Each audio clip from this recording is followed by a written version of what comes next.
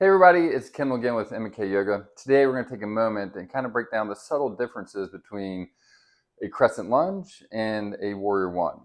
So typically we, in the way Malik and I teach, we like to come into a crescent lunge first to kind of prep the hip. It's a little bit more of a simpler transition. So in a crescent lunge, your feet are still about hip width apart and you're taking that big step back, 4 to 5 feet. As we move into the posture, where you want to pay attention, or the target area of where you want to feel it, is going to be in the right hip flexor.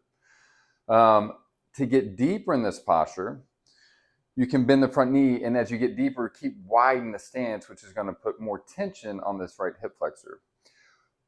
This allows our hip to open first in the beginning, because what gets a little bit more complicated moving into a warrior one, when the feet are still about hip width apart, so there's space in between the heels, just like in mountain pose, if you're stepping back in your warrior one, the toes pointing forward to 45-degree angle-ish. And again, we're still focused on the right hip flexors, but because typically speaking, the back heel is grounded in this posture, as you rotate the right hip forward, it can put a lot of pressure on the inside of the right knee if the hips aren't open.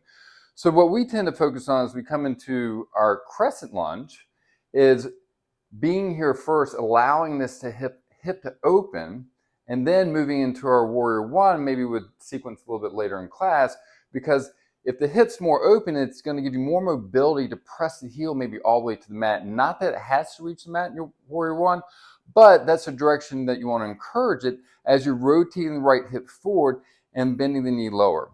So the biggest differences here is in warrior one, the back heel is going to be grounded. In our crescent lunge, the heel is going to be spun high, but both postures are still focusing on the inside of the right hip flexor. Have a great day.